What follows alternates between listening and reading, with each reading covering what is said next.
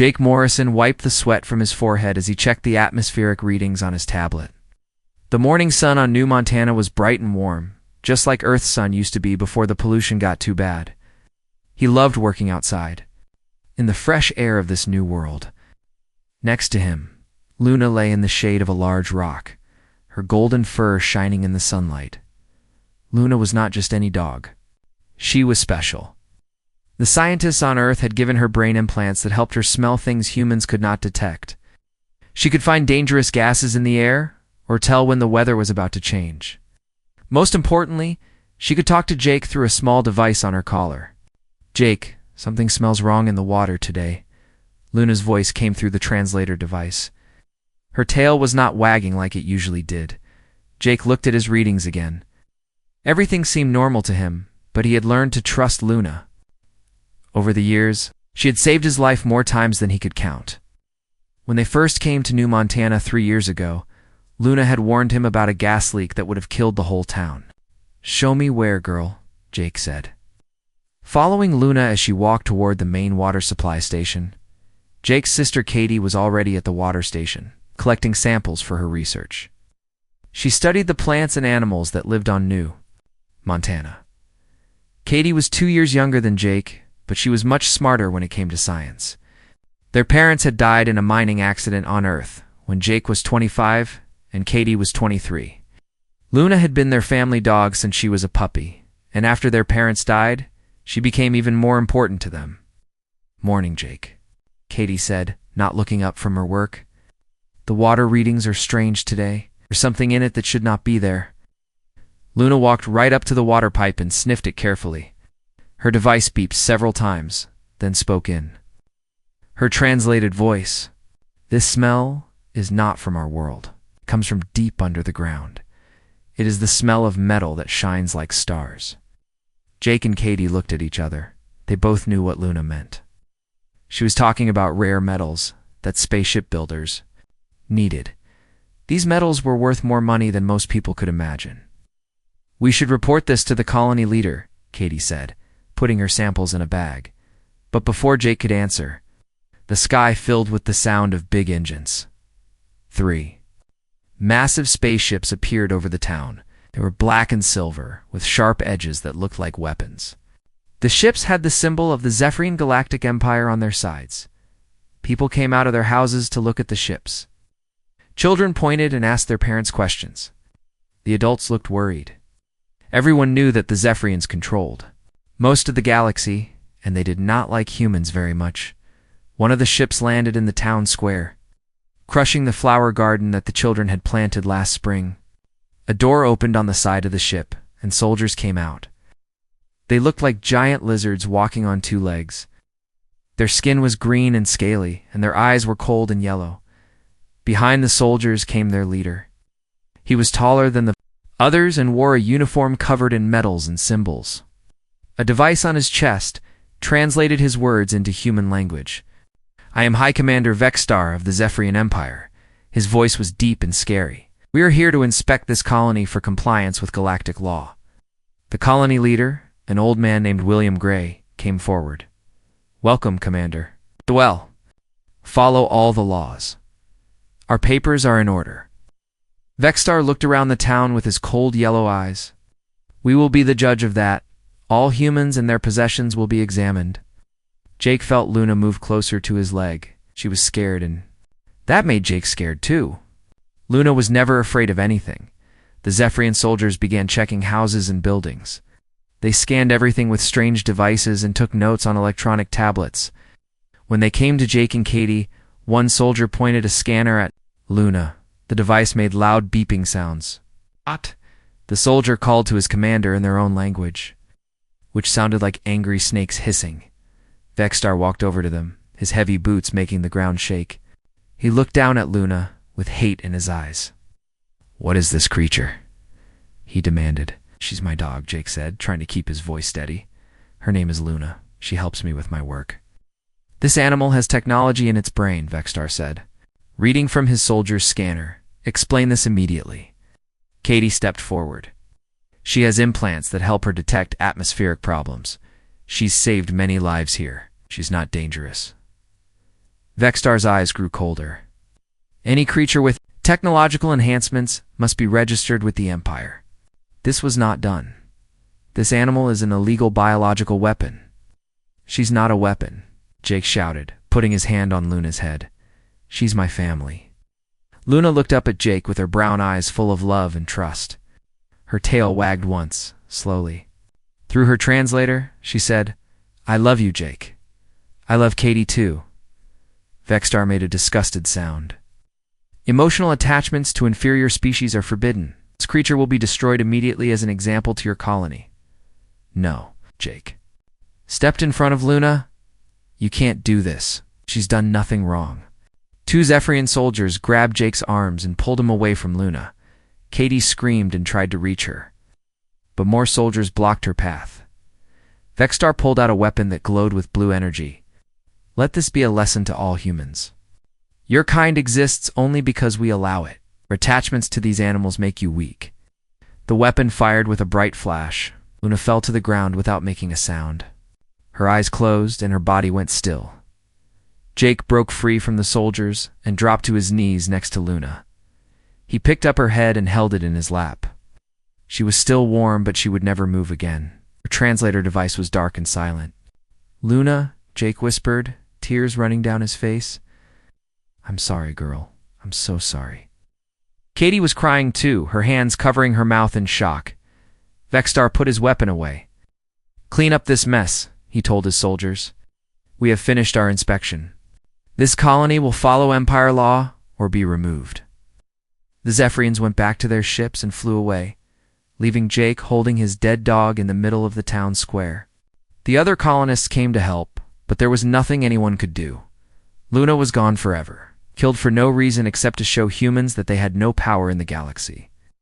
But as Jake sat there with tears in his eyes, something cold and hard began growing in his heart.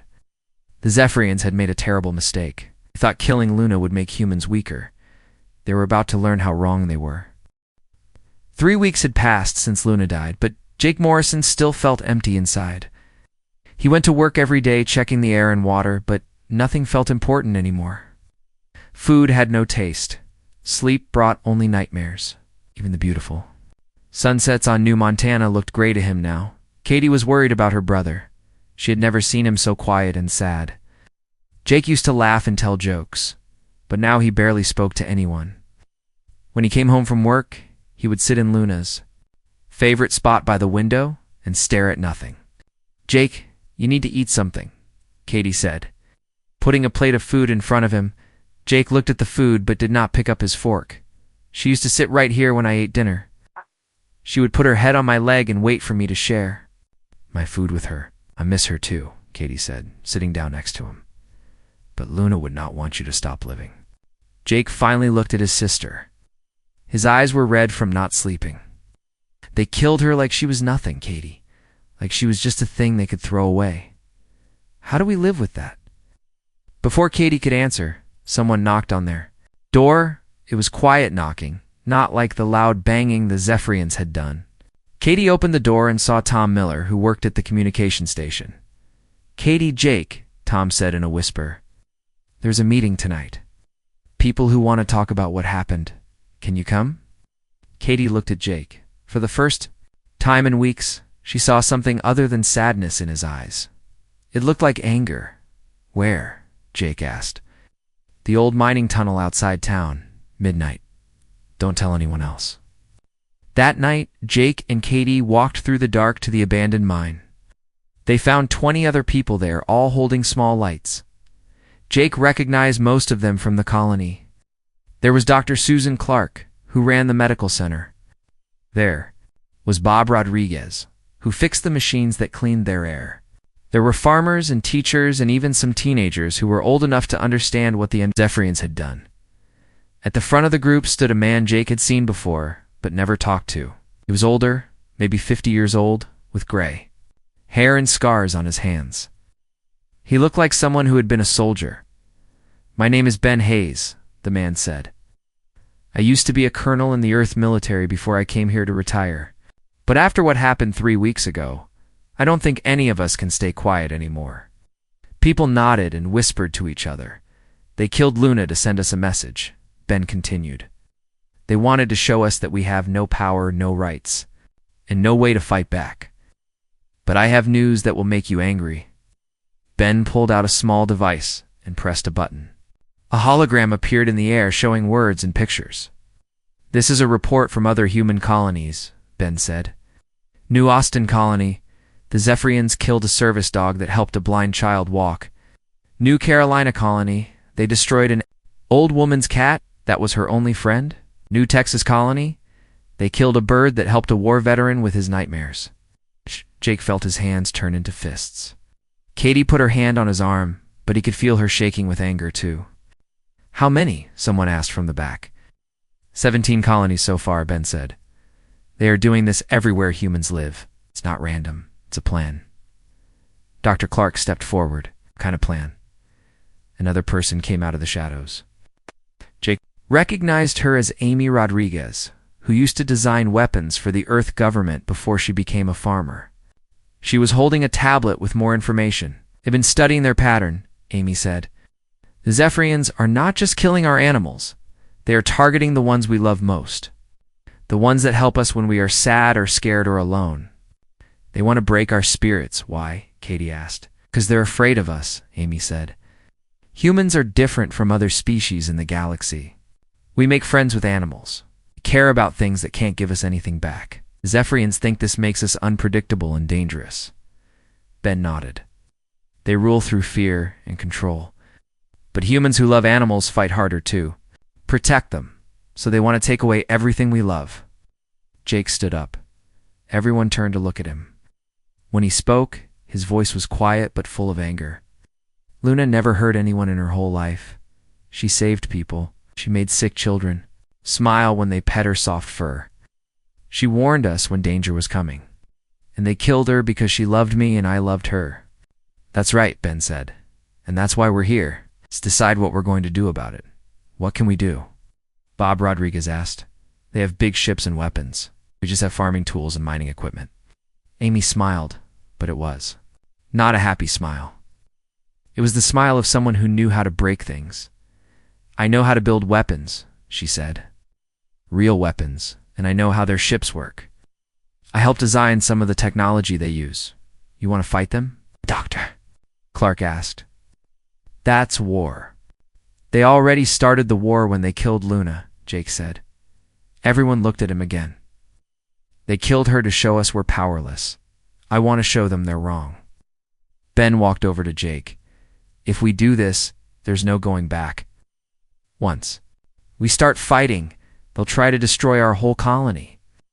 Maybe all human colonies. Jake thought about Luna's brown eyes when she looked at him for the last time. He thought about the trust and love he saw there, and how Vexstar had taken it away forever. They think we're weak because we love our animals, Jake said. Let's show them what happens when you hurt something a human loves. Katie stood up next. To her brother, I know biology. I know how their bodies work. If we're doing this, I can help. One by one, the other people in the cave stood up. The doctor, the farmer, the teacher, the teenagers. All of them had the same look in their eyes that Jake had. They were not just sad anymore. They were angry. Ben looked around at all the faces. Then it's decided. We start tomorrow. We're going. To teach the Zephyrian Empire that killing a human's best friend is the worst mistake they could ever make. As they walked home through the dark, Katie asked her brother, Are you sure about this, Jake? Jake looked up at the stars where the Zephyrian ships had come from. Luna died trying to protect me. Now it's my turn to protect her memory. He did not know it yet, but his words would become famous across the galaxy. The night they decided. To fight back was the night the Zephyrian Empire began to fall. 6 months had passed since the meeting in the old mine tunnel. Jake Morrison no longer looked like the same man who used to work peacefully on New Montana. His face was harder now, and his eyes were cold. He had learned how to use weapons and how to fight in space. Most importantly, he had learned how to hate. The hidden base was built inside a large asteroid floating between Mars and Jupiter. Nobody could see it from the outside because it looked like just another space rock. Inside, Hundreds of humans worked day and night building weapons and planning attacks against the Zephyrian Empire. Admiral Lisa Chen was in charge of the whole operation. She used to command ships for Earth's Navy before the Zephyrians took control of most human space. Next to her stood Commander Ryan Brooks, who knew everything about Zephyrian military tactics. "Jake, your team is ready for the next mission," Admiral Chen said, looking at a map of Zephyrian supply routes on the big screen. Jake's team was called the Pack Hunters. They were all humans who had lost animal friends to Zephyrian cruelty. Jake had chosen them carefully because he knew they would fight harder than anyone else. Maria Santos was the first person Jake recruited. The Zephyrians had killed her therapy horse named Star when they invaded her colony. Star had helped Maria walk again after she was hurt in an accident. Without her horse, Maria had to use a machine to help her legs work, but her heart was full of anger that made her a dangerous fighter. Danny Walker was only 16 years old. But Jake let him join because the boy's story was so terrible.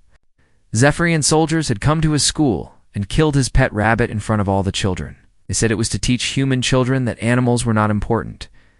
Danny cried for days, but then he learned how to build bombs that could destroy Zephyrian vehicles.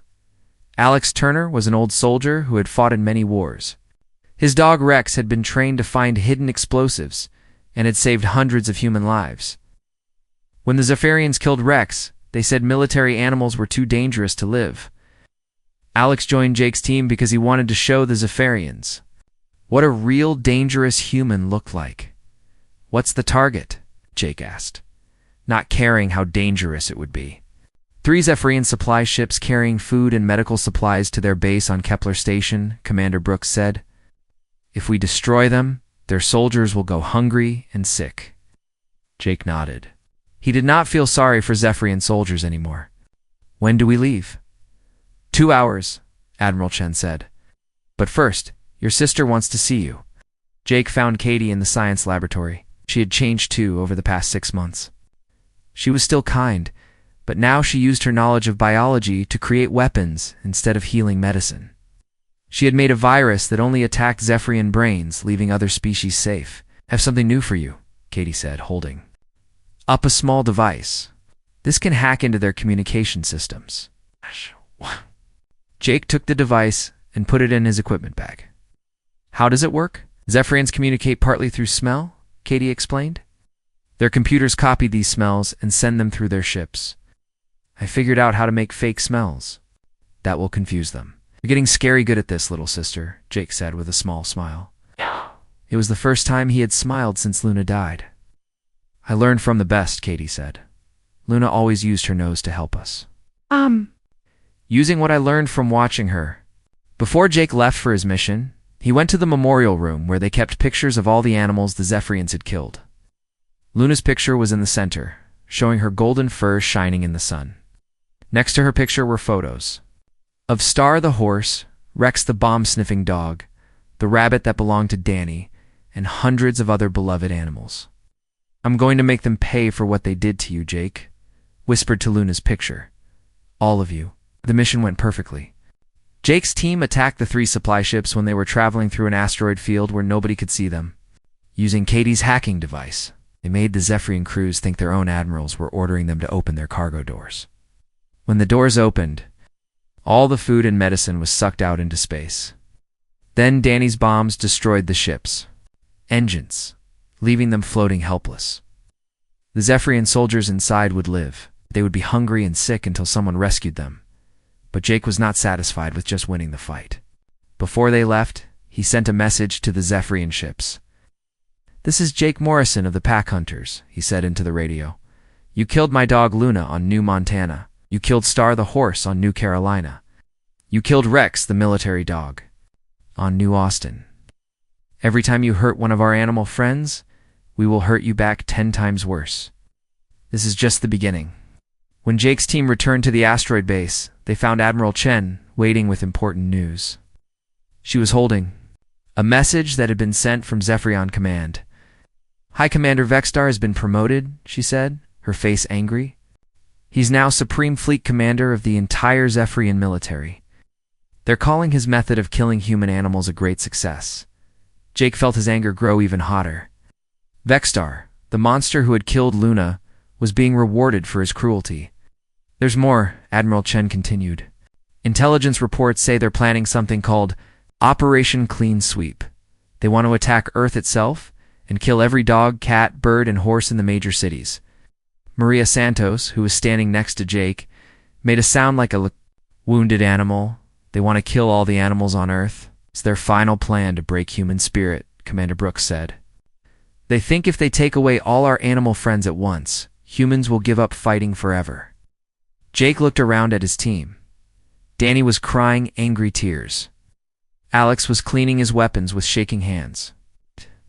Maria was staring at nothing, probably thinking about her horse star. How long do we have? Jake asked. 6 months, Admiral Chen said.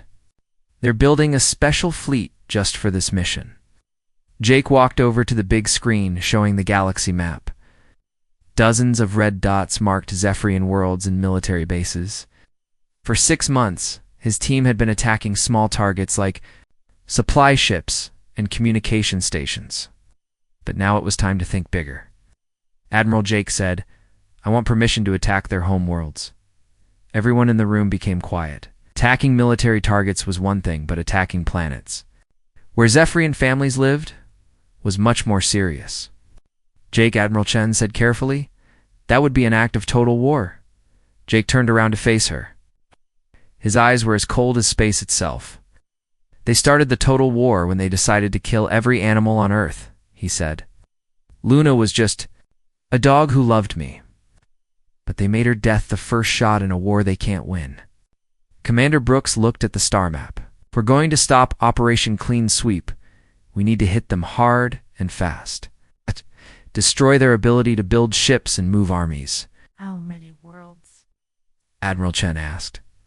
Jake studied the map, counting the red dots that marked Zephyrian military factories and shipyards. All of them, he said simply. We burn every world they use to make war until they beg us to stop. As Jake spoke those words, he did not know that Zephyrian spies had been listening to human communications. Message about burning their worlds would soon reach Supreme Fleet Commander Vexstar himself, the monster who had killed. Luna was about to learn that some humans become very dangerous when you take away the things they love most in the universe. Operation Wildfire began at exactly midnight, Galactic Standard Time. Across 12 different Zephyrian worlds, human ships appeared out of nowhere like angry ghosts seeking revenge. Jake Morrison stood on the bridge of his assault ship, watching the planet Zephyr Prime grow larger on the screen.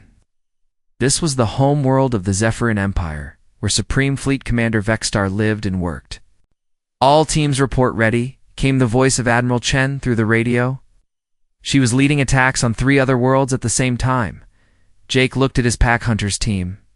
Maria Santos was at the weapons controls, her mechanical legs locked in place so she could fire more accurately. Danny Walker, now 17 and much taller, was watching the computer screens that would guide their bombs to the right targets. Alex Turner was checking his rifle one more time, even though he had already checked it 10 times. Remember, Jake? Said to his team, we're not here to kill civilians. We want their military command center and their shipbuilding factories. But if any Zephyrian soldier tries to stop us, show them no mercy. The ship shook as they entered the planet's atmosphere. Below them, Jake could see the huge city, where the Zephyrian government controlled half the galaxy. Tall buildings reached up toward the sky like metal fingers. In the center of the city was the military command center, a massive structure that looked like a black pyramid. Defensive fire incoming, Maria called out as red energy beams shot up from the planet toward their ship. Take us down fast, Jake ordered the pilot. Use Katie's virus program on their defense systems. On 10 other worlds, human attack ships were doing the same thing. Katie's computer virus spread through Zephyrian networks like a disease, making their own systems turn against them. Defense guns stopped working. Communication networks went silent. Even the lights in their buildings began to flicker and die. Jake's ship landed hard in the courtyard outside the command center. The doors opened, and the pack hunters ran out, their weapons ready. Zephyrian soldiers came out to meet them, but something was wrong with the aliens. They moved slowly and seemed confused. The virus is working on them too, Danny said. Watching a Zephyrian soldier fall down without being shot, Katie had designed her biological weapon to attack the part of it. Zephyrian brains had controlled movement and thinking. It would not kill them quickly, but it would make them helpless. Jake's team fought their way through the building, past guards who could barely hold their weapons. The virus was spreading faster than anyone had expected. Some Zephyrians tried to call for help, but their communication devices were not working. On other worlds, the attacks were going even better. Commander Brooks was leading an assault on the main shipbuilding planet. His forces had destroyed 3 massive factories that built Zephyrian warships. Dr. Amy Rodriguez was attacking the planet where they made weapons, using her knowledge of their technology to turn their own factories into bombs. Jake, we've reached the command center, Alex Turner called out as they entered a huge room filled with computers and control screens. In the center of the room sat Supreme Fleet Commander Vexstar. He was bigger than Jake remembered, with scars on his scaly green skin and cold yellow eyes that showed no fear even now. He was trying to type commands on his computer, but his hands were shaking from Katie's virus. The human who cried over a dead animal, Vexstar said when he saw Jake. His voice translator was still working, but his words came out slowly. You think you have won something here? Jake walked closer to the alien who had killed Luna. He had dreamed about this moment for months, but now that it was happening, he felt strangely calm. I want you to watch something, Jake said, pointing at the main screen in the room. The screen showed reports coming in from all the worlds under attack. Factory after factory was exploding. Zephyrian fleets were floating dead in space as Katie's VIR, US shut down their life support systems. Entire planetary defense networks had gone dark. You see this? Jake asked Vexter. This is what happens when you hurt something a human loves. Vexter tried to stand up, but the virus made his legs too weak. You are destroying worlds over one animal. You prove that humans are insane. Jake knelt down so he was looking directly into Vexstar's yellow eyes. Luna was not just one animal. She was my family. She loved me, and I loved her. You killed her. To show me I was powerless. On the screen, more reports came in. The planet where Zephyrians grew their food was burning. Human ships had used weather control technology to create storms that would destroy crops for years. The medical supply world was under attack by robots that Danny had programmed to target only Zephyrian medicine factories. Stop this, Vexstar, gasped, the virus making it hard for him to breathe. We can negotiate. We can make a treaty. Jake shook his head. You had your chance to negotiate? It was 6 months ago when I begged you not to kill an innocent dog. You chose war instead, Maria Santos called out from across the room. Jake, we're getting reports from Earth. Zephyrian ships are already on their way there. Operation Clean. Sweep has started early. Jake felt his anger burn even hotter. Even while their empire was falling apart, the Zephyrians were still trying to kill Earth's animals. How long until they reach Earth? Jake asked. 2 days, Maria said, reading the reports. Jake stood up and looked down at Vexstar, who was now lying on the floor and breathing very hard. You want to know why we fight so hard for animals? Jake asked the dying alien. Because they love us without asking for anything back. They trust us to protect them. Luna trusted me to keep her safe, and I failed. Jake walked over to the main computer and began typing commands. He was using Katie's virus to take control of every Zephyrian communication system in the galaxy. This message goes to every Zephyrian world, Jake said into the communicator. This is Jake Morrison, the human whose dog you killed on New Montana. Your Supreme Fleet Commander started a war because he thought killing our animals would make us weak. Instead, it made us stronger than you could imagine. On the screen, Jake could see that 11 of the 12 targeted worlds were now completely under human control. The 12th world was surrendering rather than face destruction. Your empire is finished, Jake continued his message. Your military is destroyed. Your factories are burning. All because you could not leave our animal friends alone. Vexstar tried to speak, but only choking sounds came out. Katie's virus was shutting down his body systems one by one. Jake knelt down next to the alien commander one last time. Luna was just a dog who loved me. But you forgot that humans remember everything, and we never forgive those who hurt our family, As Vexter's eyes closed forever, reports came in from the other attack teams. Admiral Chen had taken control of the Zephyrian Naval Command. Commander Brooks had destroyed their entire shipbuilding capability. Dr. Rodriguez had turned their weapon factories into smoking ruins. But Jake was not thinking about victory. He was thinking about the Zephyrian ships heading toward Earth, toward millions of innocent animals who had never hurt anyone. "All teams, this is Jake Morrison," he said into the radio. "Operation Wildfire is complete. Every Zephyrian military world is under our control. But they sent ships to Earth before we could stop them." He paused, looking at the burning city outside the command center windows. "All human ships, set course for Earth.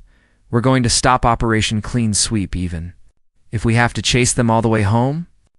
As Jake's ship lifted off from the conquered Zephyrian capital, he thought about Luna waiting for him by the window back on New Montana.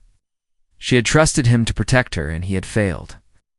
But he would not fail the millions of animals on Earth. Who were counting on him now?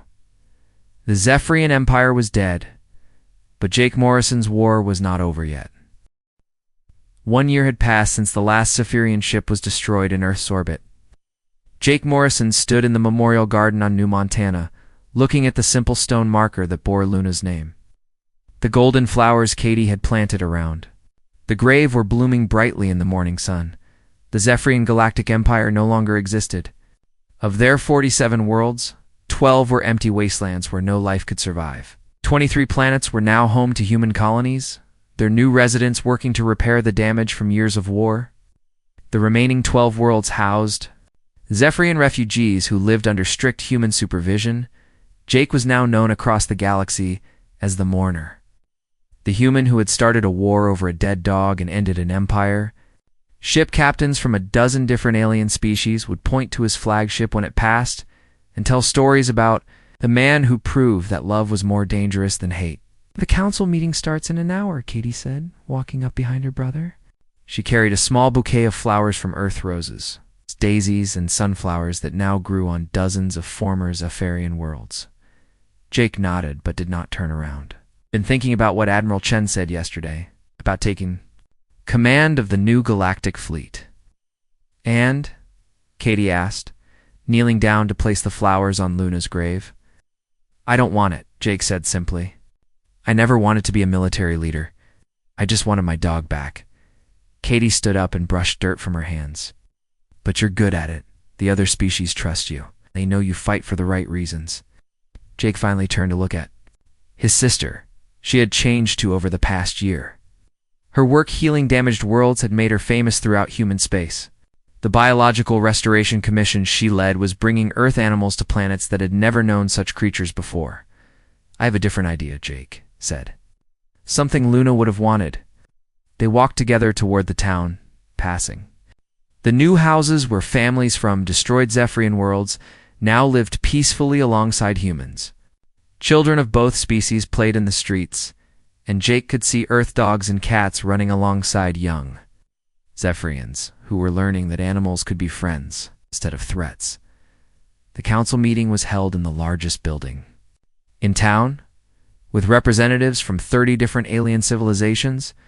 Admiral Chen sat at the head of the table, with Commander Brooks beside her. Dr. Rodriguez was there too, now head of the Department of Defensive Technologies. "The Alteran Federation wants to form a military alliance with us," Admiral Chen said. When Jake arrived, they're offering to share their technology and bases. "The Crystalline Confederacy is asking for protection treaties," Commander Brooks added. "They want human ships patrolling their space in case other empires try to expand." Oh.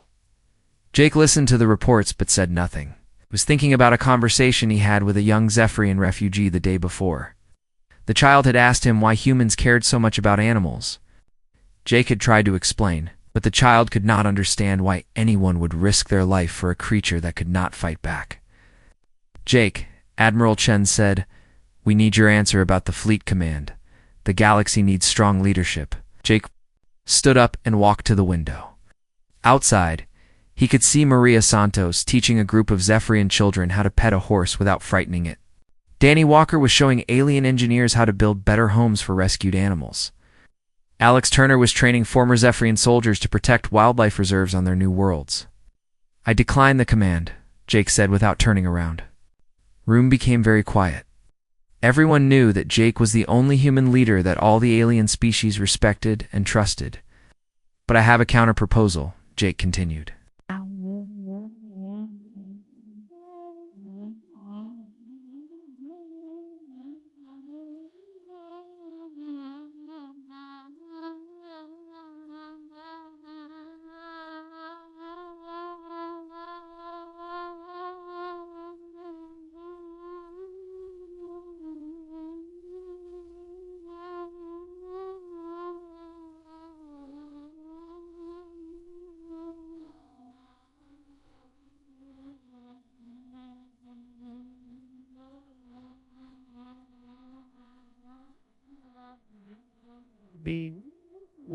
A force dedicated to protecting the bonds between all species in the galaxy.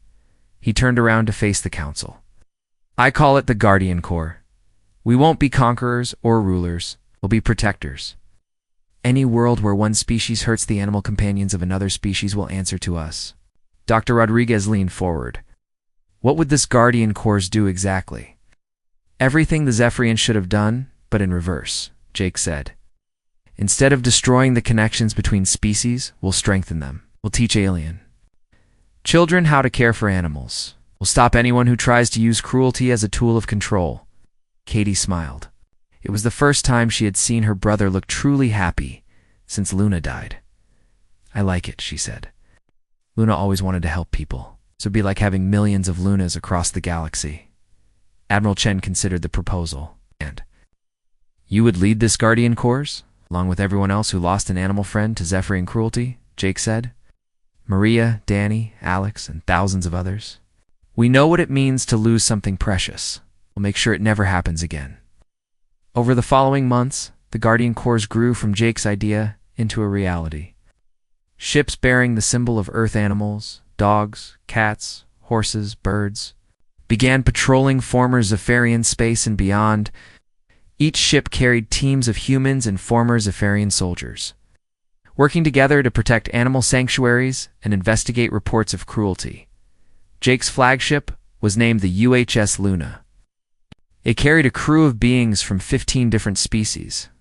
His first mission was to a world where local criminals were stealing family pets to sell to illegal fighting rings. The criminals surrendered immediately when they learned that Jake Morrison, himself, was coming to stop them. On the first anniversary of Luna's death, Jake returned to her grave one final time before leaving on a long patrol mission. Katie was there waiting for him, along with Maria, Danny, Alex, and dozens of other Guardian Corps members. Do you think she would be proud of what we've done? Katie asked, looking at the simple stone marker. Jake knelt down and placed his hand on the warm stone. Around the galaxy, millions of animals were safe because of the war that started with one dog's death. Children of dozens of species were learning that love between different kinds of life was something to celebrate, not destroy. A dog who loved me, Jake said quietly. But the Zephyrians forgot something important when they killed her. He stood up and looked at his team, then at the ships waiting to take them to worlds that needed their protection. They forgot that humans remember everything, Jake continued. We remember every act of kindness our animals showed us. Every time they comforted us when we were sad. Every moment of pure love they gave us without asking for anything back. The Guardian Corps ships lifted off from New Montana. Jake thought he could almost see Luna running alongside them through the clouds, her golden fur shining in the sunlight. And we never forgive those who try to destroy that love, he whispered. The galaxy had learned a simple truth that every human child knew. Love was the most powerful force in the universe. Those who would attack it did so at their own peril. The Zephyrian Empire had discovered this too late, but their fall had created something better, a galaxy where every animal companion was protected. Every bond between species was sacred, and every act of cruelty would be met with swift justice. Luna's legacy lived on in the stars, carried by humans who understood that sometimes the smallest acts of love could change everything.